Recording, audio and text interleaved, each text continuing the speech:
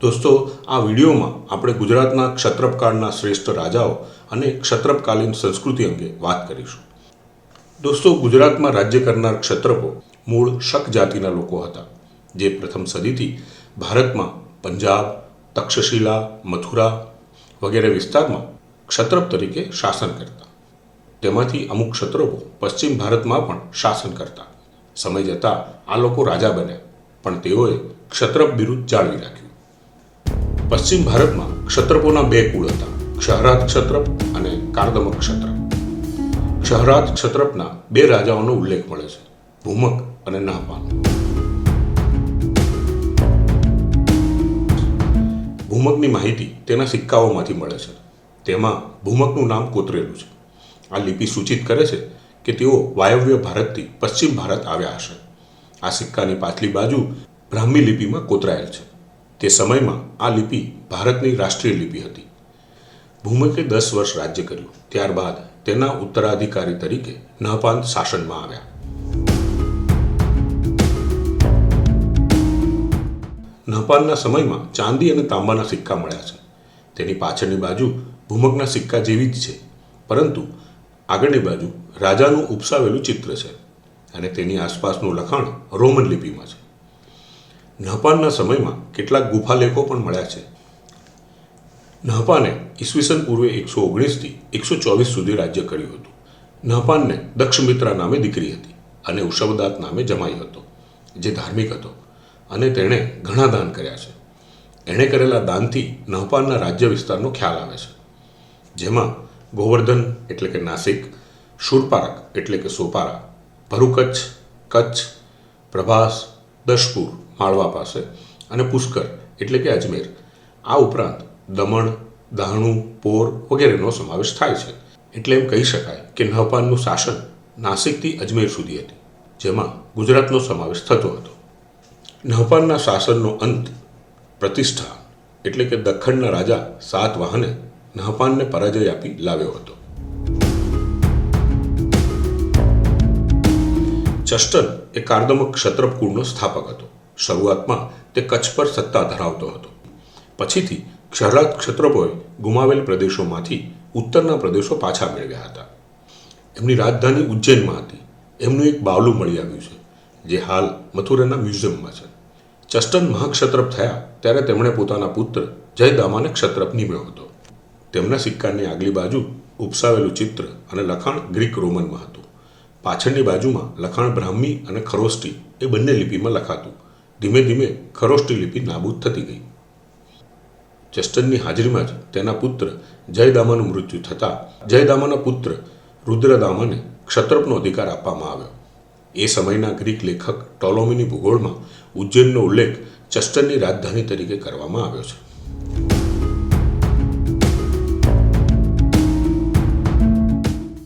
ચસ્ટન પછી તેમનો પૌત્ર રુદ્રદામા મહાક્ષત્રપ થયા. એ ભારે પરાક્રમી રાજા હતા. તેમણે યોધેયોનો નાશ કર્યો હતો અને દક્ષિણાપથના રાજા શાતકર્ણીને 2 વાર હરાવ્યો હતો. આકર, અવંતી, અનુપ, અનર્ત, સૌરાષ્ટ્ર, સ્વભ્ર, મરુ, કચ્છ, સિંધ, સૌવીર, કુકુર, અપરાંત, નિષાદ વગેરે પ્રદેશના તે અધિપતિ હતા. હાલ આ પ્રદેશો પશ્ચિમ મધ્યપ્રદેશ, સમસ્ત ગુજરાત, સિંધ, રાજસ્થાન અને દક્ષિણ પશ્ચિમ પંજાબ છે. રુદ્રદામા શબ્દવિદ્યા, અર્થવિદ્યા, ગાંધર્વ વિદ્યા અને ન્યાય વિદ્યા વગેરે વિદ્યાના નિષ્ણાત હતા. ઈસવીસન 150માં ભારે વરસાદના કારણે ઉજરિયત એટલે કે ગિરનારની નદીઓમાં ભારે પૂર આવ્યું અને સુદર્શન સેતુ તૂટી ગયો અને જળાશય ખાલી થઈ ગયું. પોતાના અમાત્ય સુવિશાખના કહેવાથી રુદ્રદામાએ પ્રજા પાસેથી કરવેરા લીધા વગર રાજકોષમાંથી ખર્ચ કરી મજબૂત સેતુ બંધાવ્યો હતો. આજે પણ ગિરનાર પર અશોકના લેખની બાજુમાં આ સમારકામને લગતો લેખ કોતરાવેલો છે. દામજતશ્રી, જીવદામા, રુદ્રસિંહ પહેલો, સત્યદામા, રુદ્રસેન પહેલો, પૃથ્વીસેન, સંગદામા, દામસેન, દામજતશ્રી બીજો, વીરદમન, ઈશ્વરદત્ત, યશોદામા પહેલો, વિજયસેન, દામજતશ્રી ત્રીજો, રુદ્રસેન બીજો, વિશ્વસિંહ, ભરતુદામા, વિશ્વસેન, રુદ્રસિંહ બીજો, રુદ્રસેન ત્રીજો, સિંહસેન, રુદ્રસેન ચોથો અને અંતિમ રાજા રુદ્રસિંહ ત્રીજો હતા.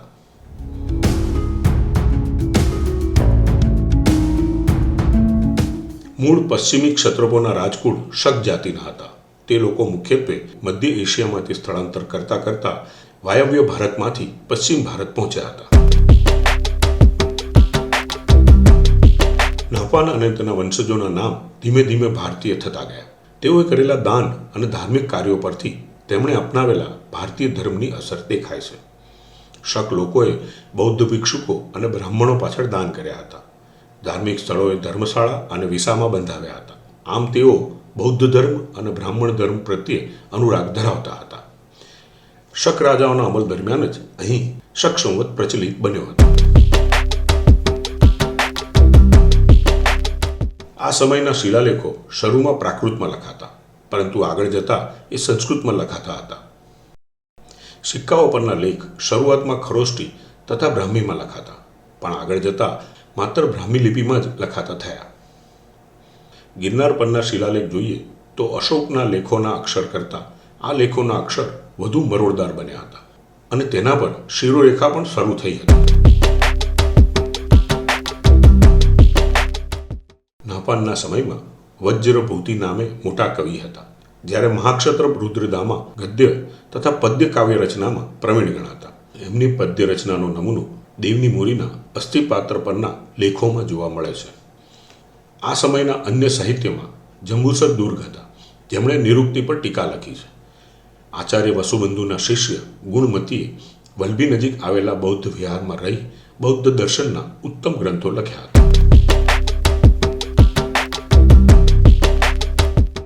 ધાર્મિક સ્થિતિમાં બ્રાહ્મણ ધર્મ, બૌદ્ધ ધર્મ તથા જૈન ધર્મનો અભ્યુદય થયો હતો.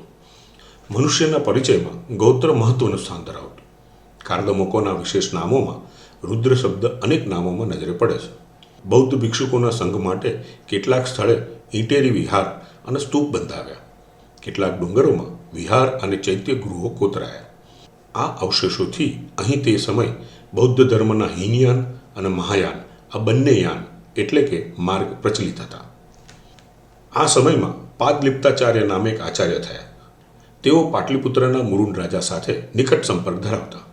તેઓ વિહાર કરતા કરતા સૌરાષ્ટ્ર ઢાંકપુર એટલે કે ઢાંક આવ્યા ત્યારે નાગાર્જુને તેમની પાસેથી રસસિદ્ધિ મેળવી અને પછી મહાવીર સ્વામી તથા પાદલિપ્તાચાર્યની પ્રતિમા શેત્રુંજય પર્વત પર પધરાવી, તેમજ તેની તળેટીમાં પાદલિપ્તિપુર નગર વસાવ્યું, જે હાલ પાલિતાણા તરીકે જાણીતું છે. ક્ષહરાત ક્ષત્રોપોના સમયમાં નાસિકની આસપાસ તથા સૌરાષ્ટ્રમાં કેટલાક ગુફા વિહારો કોતરાવ્યા હતા, જેમ કે જુનાગઢ, તળાજા, સાણા એટલે કે ઉના પાસે, ઢાંક, ખંભાલીડા, કચ્છ, ભરૂચ અને તારંગા.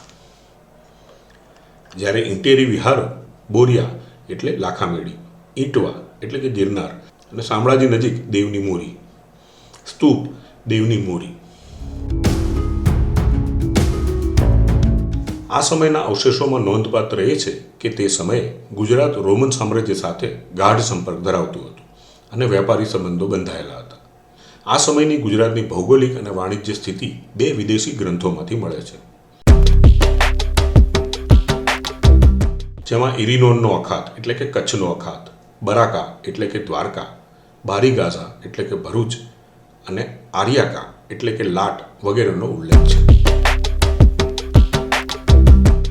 ચસ્ટનના સમયમાં મિસરના ગ્રીક વિજ્ઞાન શાસ્ત્રી કલોડિયસ તોલ્માએ ભૂગોળનું વર્ણન લખ્યું છે, જેમાં કંથનો અખાત એટલે કે કચ્છનો અખાત, લાટિકા એટલે કે લાટ, સોપારા, પ્રતિષ્ઠાન એટલે કે પૈઠણનો ઉલ્લેખ કરેલ છે, જેના પરથી તે સમયની ભૌગોલિક તથા આર્થિક સ્થિતિનો ખ્યાલ આવે છે.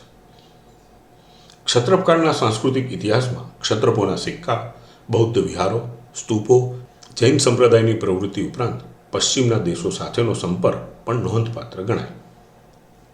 તો દોસ્તો, કેવો લાગ્યો આ વિડીયો? જો આ વિડીયો આપને પસંદ આવ્યો હોય તો લાઈક કરવાનું ભૂલતા નહીં. દોસ્તો, અમારો આગામી વિડીયો ગુજરાતમાં શાસન કરનારા મૈત્રક રાજાઓ અંગેનો છે. તેનું અપડેટ મેળવવા અને આ પ્રકારના વધુ વિડીયો જોવા માટે જો આપે અમારી ચેનલ સબસ્ક્રાઈબ ન કરી હોય તો અત્યારે જ સબસ્ક્રાઈબ કરી લેજો. આભાર.